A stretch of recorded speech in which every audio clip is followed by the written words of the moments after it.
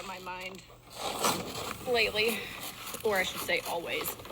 I work at a credit union, and the amount of scammers and fraud that there is absolutely crazy. But what gets to me the most is whenever the elderly people get scammed. Hey, welcome back in the channel, Rockstars. And financial scams in 2025 are only going to get worse because when people are in a bad economic situation, they get desperate and they're more likely to not be as observant, and they do more desperate things and more silly things that they might not otherwise do. We're going to jump into some clips today that have to do with financial and bank scams, text message scams, romance and elderly scams, those annoying toll link scams. Yeah, we're going to cover those as well, and a couple of others. So let's just jump right into it, including the top 5 text message scams that you will see, all of these inclusive. We're going to cover that as well. Let's get to the first clip, and then you guys can let me know if you've ever had somebody try to text message or otherwise scam you over the phone from either your bank or some other institution. Down in the comments section, let me know what happened and how you handled it. Did you block them? Did you respond to it? Did you accidentally click it? Did you maybe get scammed? I want to hear about your stories down there because those are the ones that we need to hear about in order to warn our fellow people watching this channel and other videos. Let's get into it. So a lot of these originate on TikTok, and I'm just going to start off the first one with a girl that lost her TikTok account who was trying to make money off of it. Again, when people are trying to make some extra money, they're more likely to get scammed. She had been approved for the TikTok Creator Fund, where you can make content and make product links and earn money through TikTok, and somebody had messaged her, I guess, to help her grow her audience and expand and make more money, and unfortunately they ended up taking control of her account, and you'll see what happens next. Let's check it out. So I've been scammed. This account right here is a scam account. Someone commented on one of my videos, and it was a video I just made this morning about I was stuck in the 200 view jail. And so someone commented on it and said, you should try this guy out. He can help you. I went to her profile and she had like over 10,000 followers. So I just figured maybe there's something to this. And I go to the guy's account. He has over 56,000 followers. So I messaged him, and he messaged me back and said that he was willing to help me. And I shouldn't have trusted it, but I did. And he changed my email and my password and deleted my account. And So essentially what they'll do is they'll find people who are talking about growing on TikTok or growing on social media. I see this on YouTube and Instagram as well. They look for these hashtags and these topics about people that are creators or trying to be creators, growing their accounts, and they message or comment to you and go, hey, we specialize in growing accounts. Look at us. We have 10,000 and 50,000 followers. Don't believe that. They probably bought those followers. Those are the type of people that do buy their social media followings because that gives them some form of legitimacy. Even though it's not legitimate, a lot of people will fall for it like she did and think that they can help you, and they'll usually give you a link or they'll ask you for information, and they end up getting your password or access to your account, and they just clean you out. They delete you, or they use your account to scam other people or to get money, or to basically all the money you might be getting paid through the creator fund, they'll go in and change your bank account and the money starts coming to them. There's a lot of different ways they'll scam you out of it, but don't ever trust somebody just because they have a big following. If somebody has 10,000, 20, 50,000, they probably bought those followers. If somebody has hundreds of thousands and millions, even they could have bought that many followers. Less likely to buy that many, but still possible. I'm sure he's using it for whatever he wants now. I had just gotten accepted into the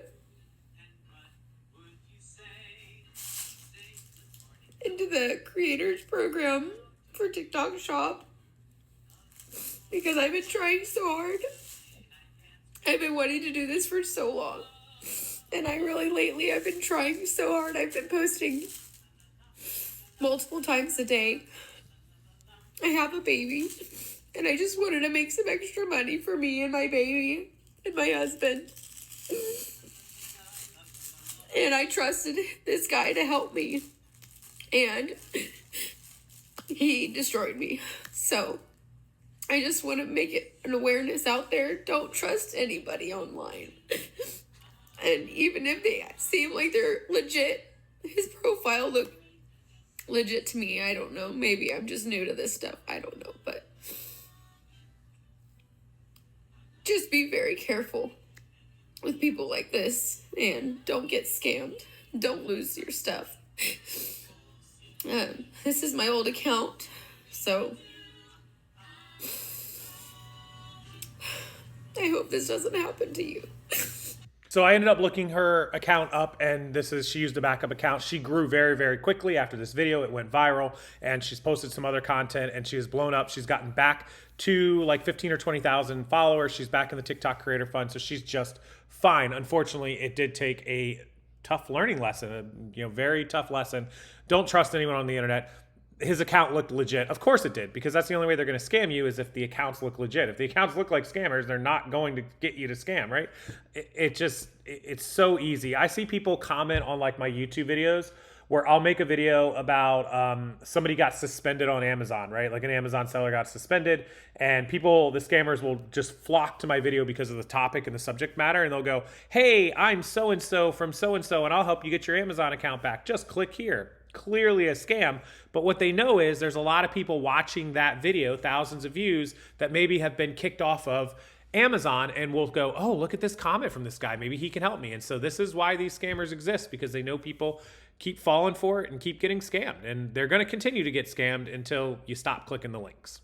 Next, we're going to see some of the top text messaging scams that keep happening to everyone. And I've received at least probably 3 of these 5, maybe 4 of them. Let me know in the comment section which ones of these you have received. All I do is block the number that sent it, I delete it, and then I report it as junk and move on. Don't even respond to any of these. If you think for any amount of time that you may have an outstanding toll or a bank fee or something, just contact that organization or business directly. Do not go through links or other phone numbers that are provided.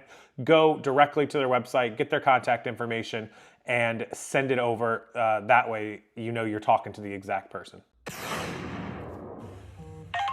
There's a lot of money lost to scam text, an estimated $333 million last year alone, according to the Federal Trade Commission. Why do they work? Studies show text messages average a 97% read rate within 15 minutes of delivery, and scammers know that. With direct messages on social media, it's best to just avoid those messages altogether. Here are the top 5 spam text messages the Federal Trade Commission says are nothing but scams.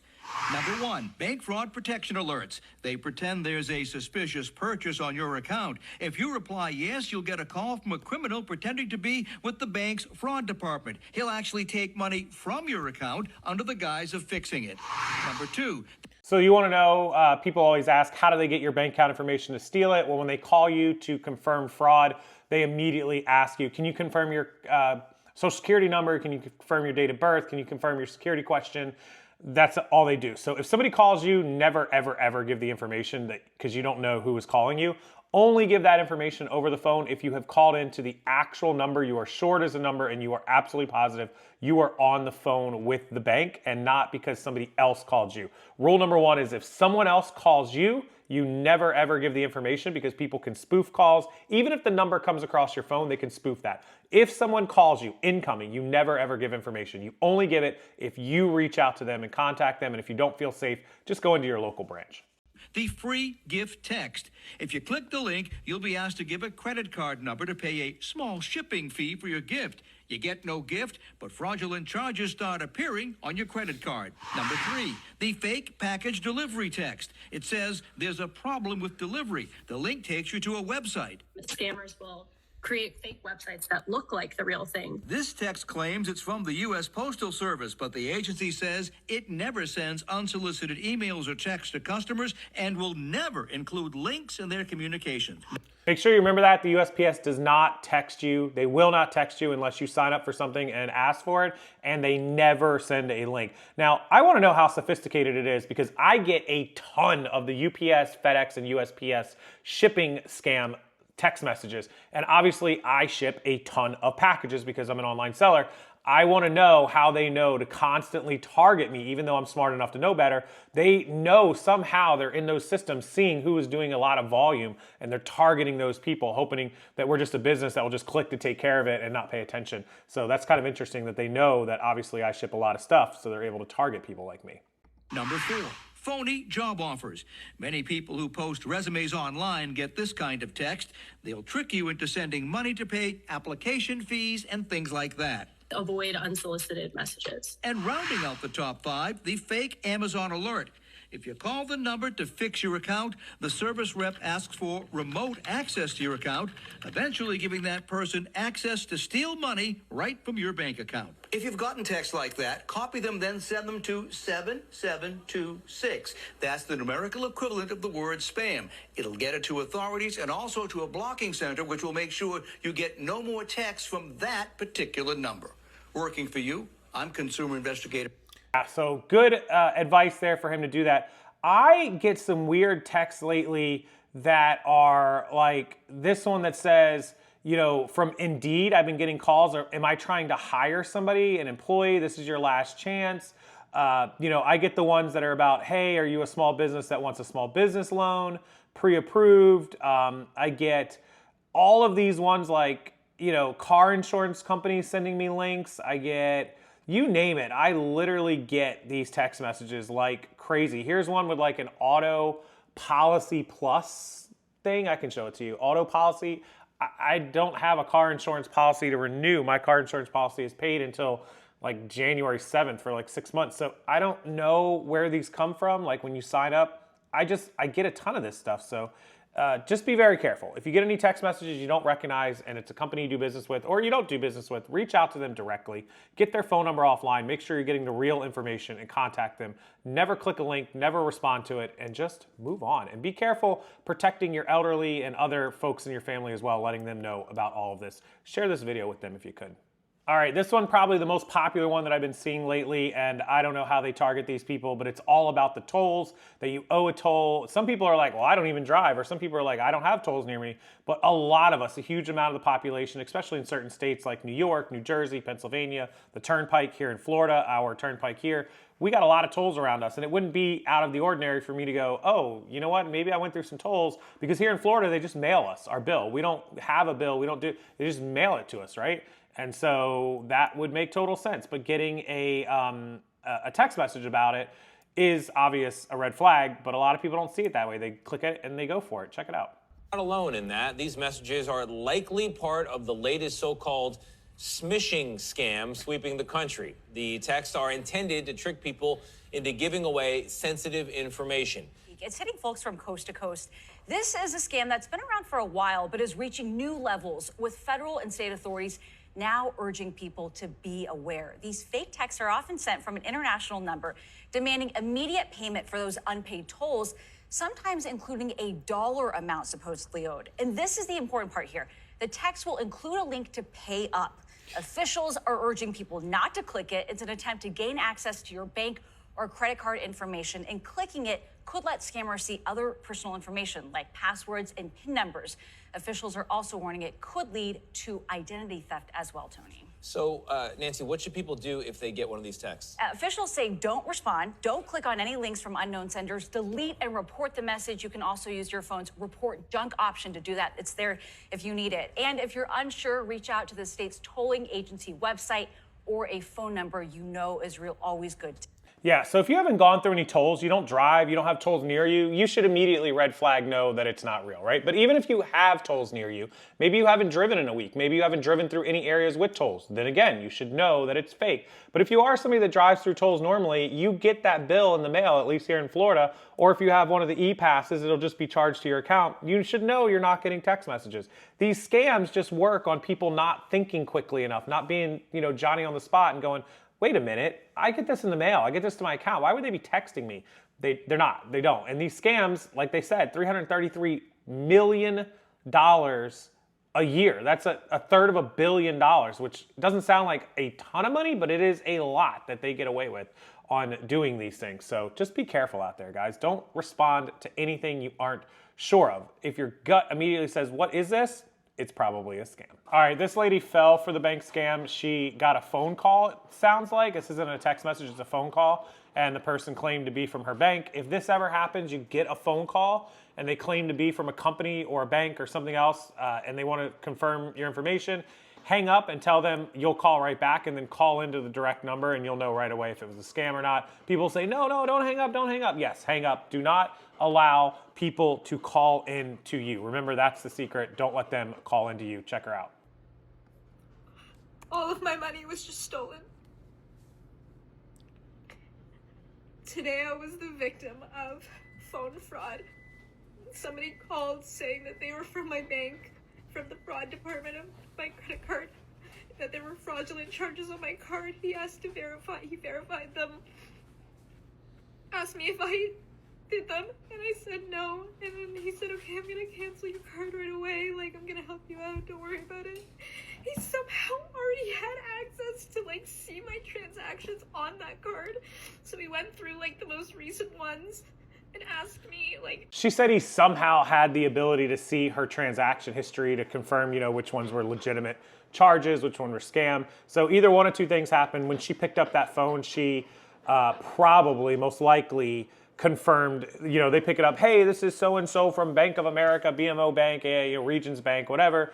Is this Casey Paris? It is. Can you just confirm your date of birth and last four of your social real quick? And I go, blah, blah, blah, blah, blah, blah, blah, blah, blah. And they go, okay, thanks, let's talk about your account. That's probably what she did. She's just not admitting it because people feel really stupid when this happens and they don't want to admit it. Or she maybe clicked a phishing scam earlier in the day or earlier in the week, and they just save that information and they call you later to get everything. So she knows what she did. She's just not going to open up about it. Like, is this legitimate? Is this legitimate? I was like, yes, like that I know. And then he somehow got access to, I didn't give him any passwords, nothing. He, like, already had stuff. He just asked me for, like, normal verification questions. And he was... Oh, there it is. Normal verification questions. Guys, girls, that's all they need. A verification question like your date of birth, your social, the last four of your social, your mother's maiden name. That is enough to get into your account. She's saying, I didn't give him anything. I didn't give him passwords. No, you did. You answered the verification questions. That's all they need. Somehow able to access my account, and he wiped my checking and my savings clean. I've reported it to BMO fraud, and I'm going to the police station now to report it as well. Just be so careful when people call you. Please, just be careful. Yeah, I mean, it sounds so easy and so much like common sense, and for a lot of us that are in our 30s or 40s, it probably is common sense. Like, we've been around the block once or twice. We're not young kids who've never experienced this that are 22, 24, right? You know, if you're 34, 36, 38, I expect that you by now have run across so many of these that you know what's going on. The other problem is, you know, and she looks to be a lady in her 30s or 40s. I'm not going to guess her age, but she looks to be experienced enough that she should have known better for this. And I'm not victim blaming anyone. It's really crappy what these people do, but you got to be on your toes because they're out there. And if you're an elderly person or you're somebody who has an elderly person in your life, 70 plus years old, 60s, 70s or older, then you need to keep an eye on them as well because they're very vulnerable to answering the phone and not realizing that they are not on the phone with their bank, that they're on the phone with a scammer. All right, I'm gonna wrap it up with a lady that actually works in the financial industry. She is in the fraud department. It sounds like she works at a credit union or a bank, and she sees this multiple times a day, every single day, and a lot of it, she does say, is of course on our elderly folks. And she also talks about and mentions the romance scam. If you don't know what the romance scam is, somebody gets to talking to your grandmother, grandfather, aunt, or uncle, and they convince them that they're out to, you know, usually it's like somebody who has a widow or a widower, and they say, I want to be your friend, and let's date, or they meet them on Facebook or somewhere like that, and they start saying, oh, you know, they get to be their friend over a couple of weeks, and they act like they're in love with them, right? And then they start saying, well, my car broke down, you know, we're so close, can you send me $200, fix my car, and I'll come visit you? The scam goes on and on and on forever and ever. It's called a romance scam. If you don't know what it is, Google it, look it up. It's terrible. They target the elderly. They also do catfishing on younger people to pretend to be somebody they aren't. If you've ever seen the Tendler Swindler on Netflix, if you haven't seen that, I highly recommend it. Check out her stories because it's pretty nuts. Thing that has been heavy on my mind lately, or I should say always. I work at a credit union, and the amount of scammers and fraud that there is absolutely crazy. But what gets to me the most is whenever the elderly people get scammed, whether it's a romance scam or a company emailing them or calling them, making them think that they need to click on this link to cancel this thing that's going to come out of their account, blah, blah, blah, blah, blah. All I have to say is if you have somebody, a grandparent, or just somebody older that is very vulnerable to things like that, check in on them. You don't have to ask them necessarily about their finances or like where do you spend your money or anything like that, but just like pay attention. Pay attention to key things. Does this person think that they are texting or calling Elon Musk? Or do they have a significant other that lives overseas that they send money to? Are they going to the store and buying gift cards and sending pictures of these gift cards? Like, all these things are red flags. I could go on and on and on. I see at least 1 to 2, if not 3 types of fraud every single day where I work, and 9 out of 10 of them have to do with elders. And it's sad because most of these people are on fixed income, and these people are just getting all of their money, and it's leaving these older people with nothing, and they have no idea. They're so blinded by it, and they don't know any different. They literally think that they are talking to their husband or boyfriend or whatever, or they think they're talking to a company that insists if they don't give them their information, the FBI is going to show up to their house and everything like that. I mean, even as young people, it would be easy to fall for something. But these older people are way more vulnerable. They didn't have the type of electronics and everything that we do these days. They're not as up to date. So if you have somebody in your life that you can keep up on and check up on and just, I don't know, it's sad. I wish as a single person that there's something I can do, but the only thing I can do is make sure that I take care of the members that I do have at the credit union where I work. And yeah, so that's my motivational speech. Yikes. So she sees this firsthand at the credit union where people are, sending money from their credit union, wiring it or transferring it or ACHing it to somebody overseas who they say is their new best friend.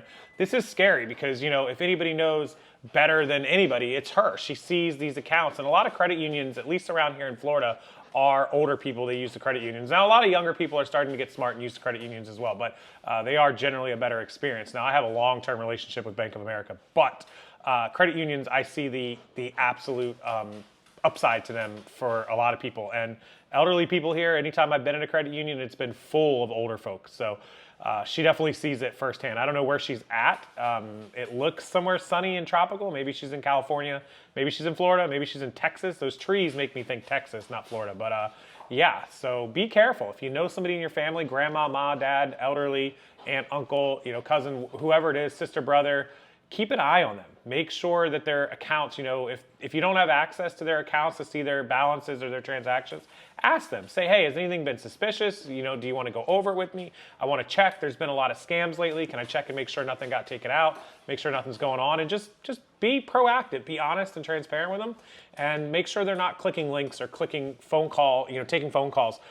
Everybody in your life, even young people, can be scammed by this stuff. So keep an eye and an ear open, keep your head on a swivel, and just know that anything you don't recognize through your phone, through your email, through your whatever, is 99% going to be a scam. And if it's not, and it's legitimate, and you need to do business with some kind of company like a bank or the post office or you all, call them yourself. That will keep you safe 99.99999% of the time. Thank you for watching the video. I appreciate it. When times are tough and people are desperate, make sure that you don't get into desperate situations and lose all your money through one of these scams. If you have a story you'd like to share down in the comments section, please do. I would appreciate it. And before you go, hit that like button. It helps my YouTube algorithm. I appreciate that as well. And subscribe to the channel. Consider coming back to watch future videos. Turn that notification bell on, and you'll be notified each and every day when I put up a new piece of content. Thank you guys so much for being here, and I'll see you next time.